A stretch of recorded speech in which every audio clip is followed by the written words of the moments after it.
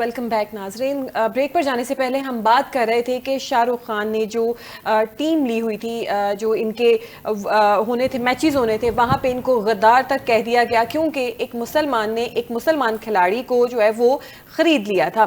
Sir बताइएगा, आप अपनी गुफ्तगू का सिलसिला जारी रखिएगा। अच्छा नयाब, वो जिस वक्त उन्होंने परचेज कर लिया, फिर ये जो तीन जो इनके दहशतगर्द के रहनुमा हैं, जो जिनके अंदर तासुब जो है ना वो अंदर भरा हुआ है, इन तीनों हिंदुओं के आरएसएस के जो ये कार्य खास हैं, इनकी वजह से उन्होंने शाहरुख खान के ऊपर गद्दार का जो है ना वो लगाया, लेबल लगाया। तो शाहरुख खान को मजबूरन उनको रिलीज़ करना पड़ा। उन्होंने ये कहना पड़ा कि हम मुस्तफीज़ुर BCCI को ये कहना पड़ा कि कुछ सिक्योरिटी इश्यूज़ हैं, हम मुस्तफीज़ुर रहमान को जो है ना ये IPL खेलने की इजाज़त नहीं दे सकते। अच्छा नयाब, यहाँ देखें कि इखलाकी तौर पे अगर देखें, अगर आपने एक बंदे को अगर नहीं खिला सकते तो आप इस तरह करें कि आप उसको IPL की बोली में नहीं रखें। अब उसको बोली में डालने के बाद जो है ना वो आप उसको कर रहे हैं, तो ये बांग्लादेश की उन्होंने बहुत इंसल्ट की। अच्छा, मैं यहाँ एक और फैक्टर आपको करता चलूँ। इंडिया के एक मिनिस्टर हैं अमित शाह साहब। अमित शाह साहब जो है ना होम अफेयर्स के मिनिस्टर हैं, ये काफ़ी देर से मिनिस्टर चले आ रहे हैं। इनके बेटे हैं जय शाह, जो इस वक्त ICC के चेयरमैन हैं। ये ICC के चेयरमैन की रजामंदी से ही इनकी जो है ना IPL की बोली में इनको डाला गया था। अच्छा।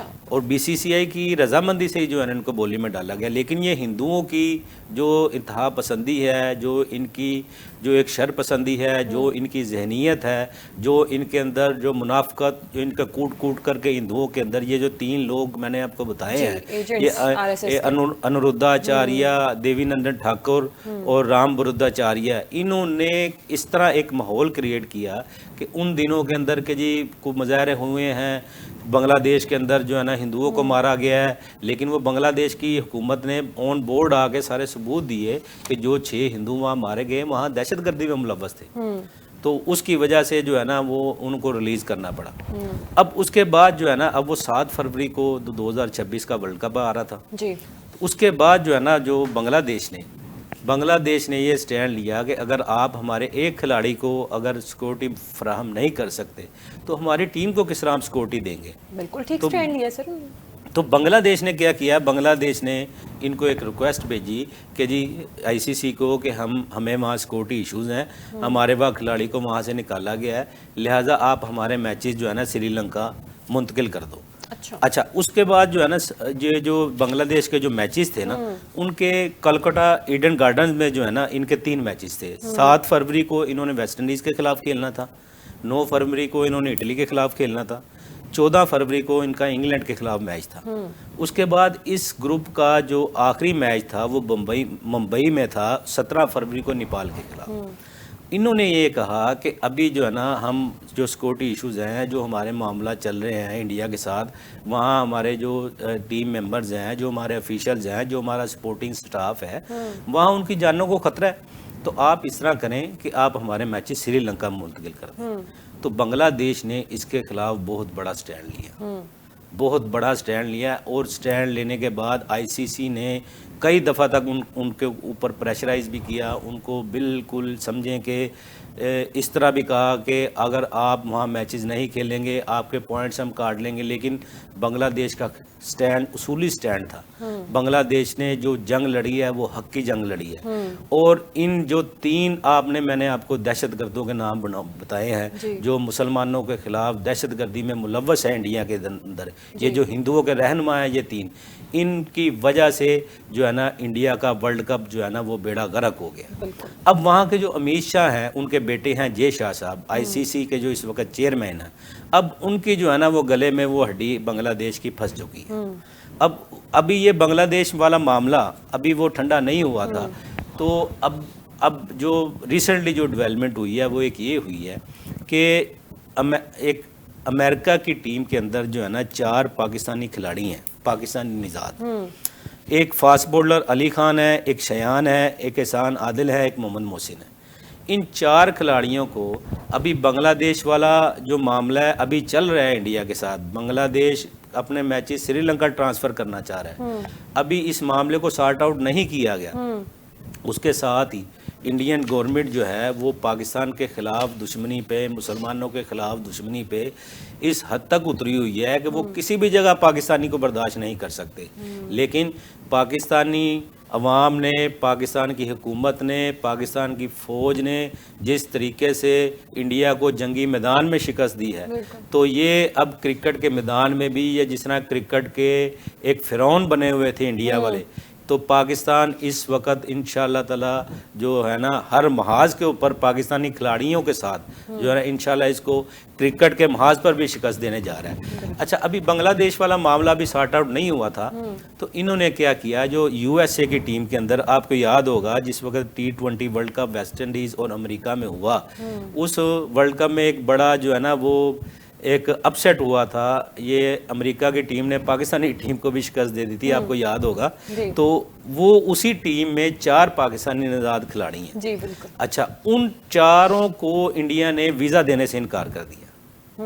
अब जब उन 4 बंदों को वीज़ा देने से इनकार किया, तो उनके जो फास्ट बॉलर हैं अली खान साहब, उन्होंने एक पोस्ट शेयर की ट्विटर पे, उन्होंने कहा जी हमें वीज़ा देने से इनकार कर दिया गया, इसलिए अमेरिका भी जो है ना अपने सारे मैचेस जो है ना वो श्रीलंका शिफ्ट करा रहा है। अब ये दूसरी बात शुरू होगी। अब उसके बाद जो रिसेंट जो है ना, जो कल की डेवलपमेंट है वो ये है कि इंग्लैंड की खिलाड़ी की इंग्लैंड की टीम के अंदर जो एक आदिल रशीद साहब हैं, रेहान अहमद साहब हैं, जो पाकिस्तानी निजात खिलाड़ी हैं, ये ऑलरेडी भी इंडिया के अंदर खेल चुके हैं। वो और इसके अलावा दूसरे जो बायलैटरल सीरीज होती हैं इंडिया की और इंग्लैंड की, तो ये खेलते रहे हैं। उनको भी इन्होंने जो है ना वो वीज़ा देने से इनकार कर दिया। उनको भी अब बाकी सारी टीम जो है ना वो इनकी श्रीलंका चली गई है, इंग्लैंड की, लेकिन ये 2 खिलाड़ी अभी वीज़े की वेटिंग में हैं, वो वहाँ बैठे हुए हैं। तो इंग्लैंड ने भी ये स्टैंड ले लिया है कि अगर इनको वीज़ा नहीं मिलता तो हम भी अपने मैचेस जो है ना वो श्रीलंका में खेलेंगे। वहाँ बैठ के स्टैंड ले लिया उन्होंने। हाँ, अच्छा, उसके बाद देखें, अगर आप इस मामले को अगर थोड़ा सा बारीक बीनी से देखेंगी, आप अगर यूए की टीम देखें, उस यूए की टीम में भी पाकिस्तानी निजात खिलाड़ी हैं। आप ओमान की टीम देखें, उसमें भी आपको पाकिस्तानी निजात खिलाड़ी नज़र आएंगे। आप इटली की टीम देखें, उसमें भी पाकिस्तानी निजात खिलाड़ी आपको नज़र आएंगे। उसके बाद जो है ना आप मसलन जो आपके जिम्बाब्वे के इस वक्त जो कैप्टन है, जो सिकंदर रजा, वो भी पाकिस्तानी निजात है। अब ये इंडिया का जो तासुबाना जो रवैया है, जो इनकी फ़रोनियत है, जो इनके दिमाग में एक हिंदुआना जो ज़हन है, जो वो जब तक ये निकलेगा नहीं, ये पाकिस्तानियों के ख़िलाफ़ नफ़रत नहीं निकलेगी, ये इनका वर्ल्ड कप नहीं हो सकता। अब 6 टीमों ने, जिसके अंदर पाकिस्तानी निजात खिलाड़ी हैं, जब 6 टीमें ऐसी हैं जिनको ये वीज़ा देने से इनकार कर रहे हैं, और इंडियन मीडिया आप कल उठा के देख लें, इंडियन मीडिया चीख चीख के ये कह रहा है कि ये आप क्या कर रहे हैं, ये आप इस तरह ना करें, अभी बांग्लादेश वाला मामला ठीक नहीं हुआ। अच्छा, अब मैं आपको बताऊं नायाब, इसमें जो 4 ग्रुप्स हैं, इसमें ग्रुप ए में इंडिया, पाकिस्तान, यूएसए, नाम्बिया और नीदरलैंड है। तो इंडिया ग्रुप ए में पाकिस्तान की वजह से जो ग्रुप ए के सारे मैचेस जो है ना वो श्रीलंका शिफ्ट हो चुके हैं। उसके बाद आप आ जाएं, ग्रुप बी है। ग्रुप बी में ऑस्ट्रेलिया है, श्रीलंका है, आयरलैंड है, जिम्बाब्वे है और ओमान है। तो श्रीलंका क्योंकि को होस्ट है, क्योंकि ये श्रीलंका और इंडिया का मुश्तरका वर्ल्ड कप है, तो श्रीलंका के ऑलरेडी मैचेस जो है ना वो सारे, इस ग्रुप के सारे मैचेस ऑलरेडी श्रीलंका में हो गए। उसके बाद आ जाता है ग्रुप सी। ग्रुप सी में इंग्लैंड है, वेस्ट इंडीज है, इटली है, बांग्लादेश है, नेपाल है। अब इस ग्रुप को अगर आप ज़रा थोड़ा सा डीपली ऑब्जर्व करेंगी, तो अगर बांग्लादेश के मैचेस इस ग्रुप के अगर श्रीलंका जाते हैं, तो इस सारे ग्रुप को भी उधर ही शिफ्ट होना पड़ेगा। ऐसा ही। अब पहले जो था इनकी ये प्लानिंग थी कि ये जो श्रीलंका का और पाकिस्तान वाला ग्रुप है, ये सिर्फ 10 टीमें जाएंगी। अब बांग्लादेश की वजह से वहाँ 15 टीमों के मैचेस जो है ना श्रीलंका के तरफ जो है ना वो शिफ्ट हो रहे हैं। वो भारी हो गया ना पहला उनका। अच्छा, उसके बाद आप ग्रुप डी में आ जाएं, south Africa, New Zealand, Afghanistan, UAE और कनाडा जी। अब आप देखें, ये समझें कि मोहसिन नकवी साहब ने जिस वक्त ये पिछले साल या हमें थोड़े दिन पहले हमने वो देखा था कि जिस तरीके से वो इंडिया ने पाकिस्तान आने से इनकार किया था, उस वक्त मोहसिन नकवी साहब ने मीडिया पे आके ये बयान दिया था कि इंडिया को इस बात का खुमियाजा भुगतना पड़ेगा। अब आप ये देखें कि जो क्रिकेट का फ्रॉम था, जी, जो समझे कि आईसीसी को ये कहता है कि वो इंटरनेशनल क्रिकेट काउंसिल नहीं है, वो इंडियन क्रिकेट काउंसिल है। आप ये देखें, इंडिया की फ़रौनियत की इंतहा देखें कि कहते हैं कि हम आईसीसी को इतने पैसे देते हैं। लेकिन अब ये सारे मामले में आप देखेंगे, ये मोहसिन नकवी साहब की और पाकिस्तान क्रिकेट बोर्ड की और बांग्लादेश क्रिकेट बोर्ड की ये जो स्टैंड है, इसकी वजह से इंडिया का वर्ल्ड कप इस वक्त खतरे में पड़ गया। और सर अच्छा खासा जो है ये एक बिजनेस है, इसने जानबूझ के पता नहीं क्यों ऐसे किया है। और दूसरी बात ये कि सर देखिए, गुफ्तगू ये भी हो रही है कि इंडिया के जो बाकी सारे मामला है बांग्लादेश के साथ वो हैं, बस क्रिकेट पे आके ऐसे ही इन्होंने सारे ये इश्यूज उठाए, जबकि इसकी बांग्लादेश की साबिक वजीर आजम जो हैं उनको अपने उधर पनाह दी हुई है। तो ये क्या कर रहा है इंडिया, पता नहीं क्या बनेगा इसका, कब इसको होश आएगा, अक्ल आएगा। सर अब हमारा सेगमेंट है क्विक आंसर्स वाला।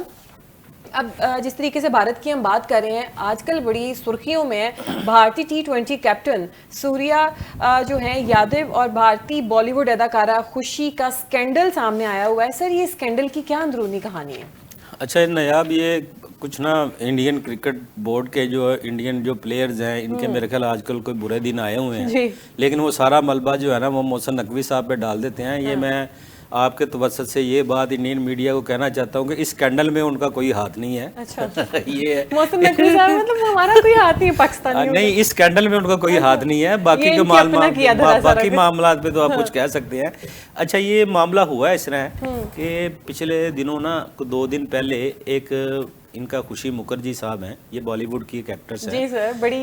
हाँ, तो ये इनका एक बयान वायरल होता है, एक जिसमें एक स्टेटमेंट वायरल होती है। वो ये कहती हैं कि जो इंडियन T20 के जो कैप्टन है सूर्या साहब, सूर्या यादव, तो बड़े अच्छे खिलाड़ी हैं। तो ये मुझे जो ये कोई मकसद मुख्तलिफ जो फोरम्स पे, इंस्टाग्राम पे और इसमें व्हाट्सएप पे, इस तरह की मीडिया पे इसको मुझे अप्रोच करते हैं और मेरे साथ बात करते हैं, मुझे मैसेजेस वगैरह करते हैं, और ये बयान बड़ा वायरल हुआ। अच्छा। उसके बाद जो है ना, ये बयान जब वायरल होने के बाद जो है ना, ये सूर्या यादव साहब की जो टीम है ना, जो लीगल टीम है, इन्होंने इनके ऊपर 100 करोड़ रुपए हर्जाने का दावा किया।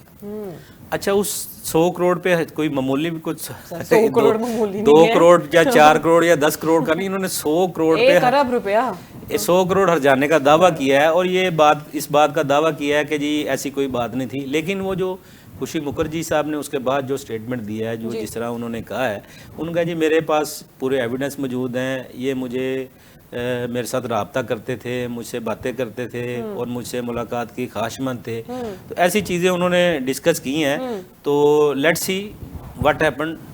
तो इन्होंने 100 करोड़ पे हर्जाने का दावा कर दिया है। वो कह रही हैं कि मेरे पास पूरे स्क्रीनशॉट्स हैं, मेरे पास पूरे एविडेंस हैं, जिस तरह ये मुझसे बात करते रहे हैं या मुझसे वो कहते रहे हैं। तो लेट्स सी व्हाट हैपेंड। ये केस अब कोर्ट में चला गया। सर ये ना हो कि इन्होंने 100 करोड़ का हर्जाना उनके ऊपर कर दिया है, उल्टा जो खुशी साहिबा हैं उनको 200 करोड़ दे के जान छुड़वानी पड़े इनको अपनी, जिस तरीके का। अच्छा सर, अगला हमारा जो सवाल है वो ये है कि महमूद खान अचकज़ई का जो नोटिफिकेशन है नवाज शरीफ ने करवाया है, सेनेटर कामरान मुर्तज़ा ने किया है एक नया इंकशाफ, आपका तोता क्या कहता है? अच्छा, इसमें नयाब जो ये जो मामला है ना नवाज शरीफ वाला, देखिए वो नवाज शरीफ तो एक लीडर हैं। वो जब ये लाहौर में आए थे, इनसे मुलाकात भी हुई है। तो कुछ लीगल इश्यूज थे जिसकी वजह से ये महमूद खान अचकज़ई साहब का जो है ना नोटिफिकेशन रुका हुआ था।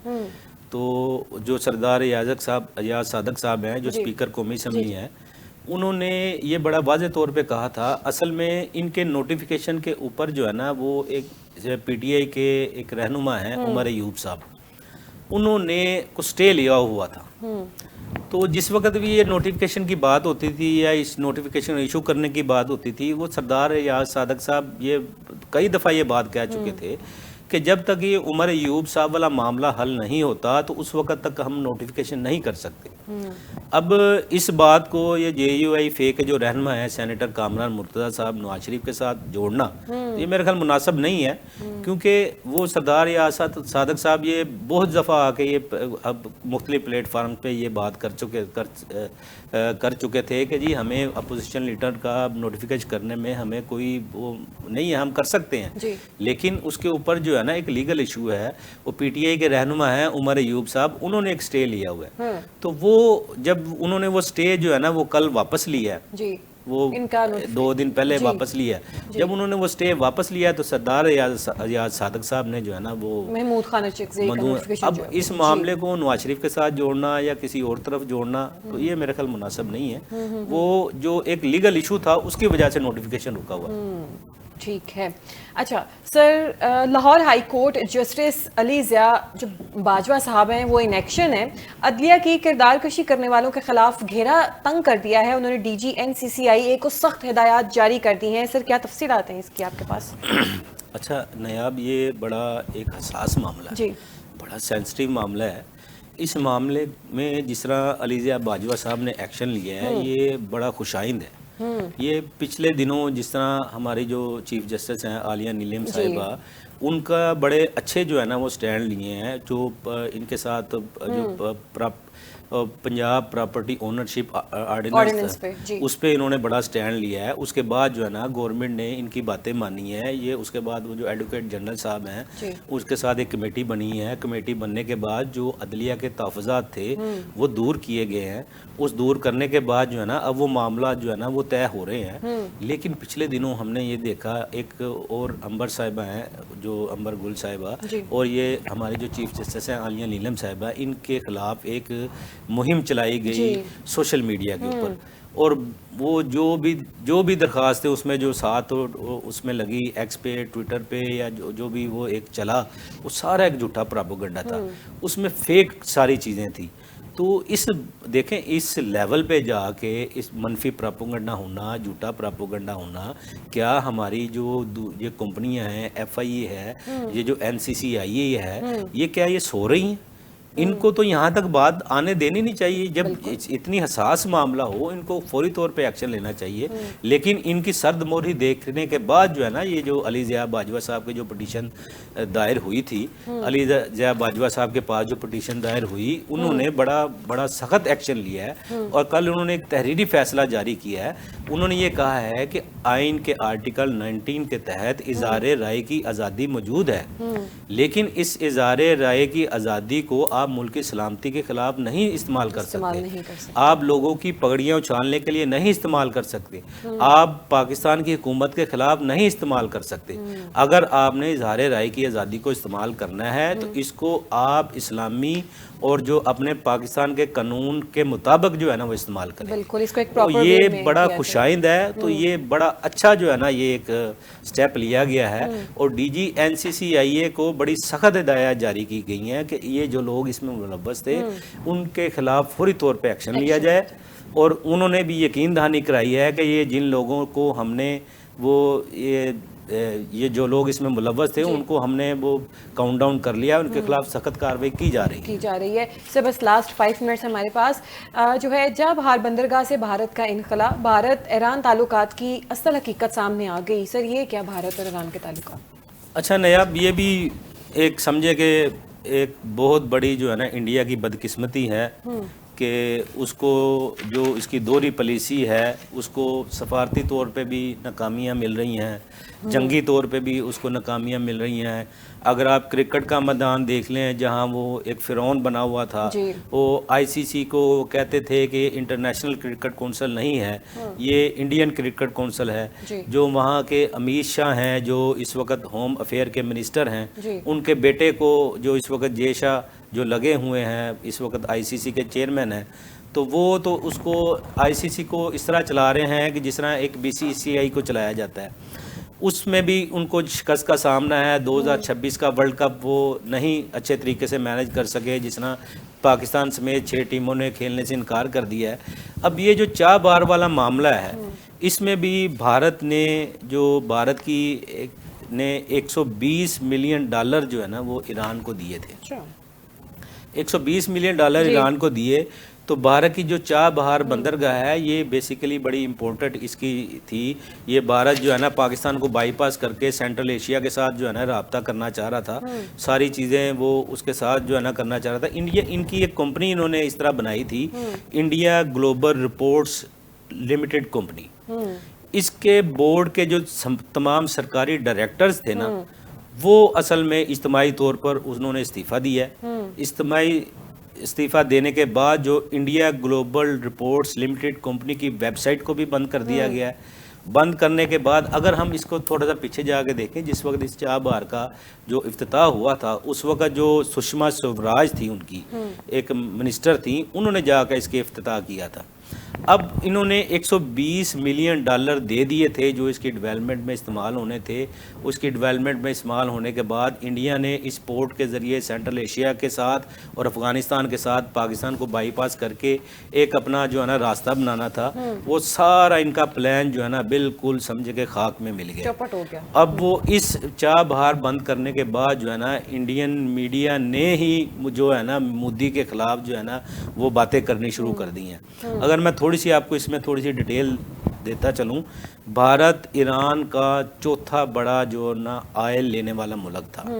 भारत जो हर साल जो है ना वो अब 2025 की अगर हम बात करें उसमें 30.5 मिलियन टन तेल जो है ना जो ईरान से वहाँ गया, इंडिया गया। इसके अलावा जो भारत के साथ जो पाकिस्तान, भारत 5वां बड़ा इंपोर्टर और इसकी जो ट्रेड थी ना वो 5वां बड़ा मुल्क था। जो भारत और ईरान की 3.7 बिलियन डॉलर की ट्रेड थी टोटल।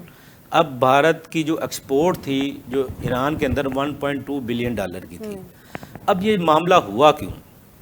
थोड़े दिन पहले हमने डोनाल्ड ट्रंप साहब का जो बयान सुना, उन्होंने कहा कि जो भी मुल्क ईरान के साथ जो तजारत करेंगे या जो भी इनके साथ लेन देन करेंगे उनके ऊपर मैं 25% मजीद टैक्स लगा दूँगा।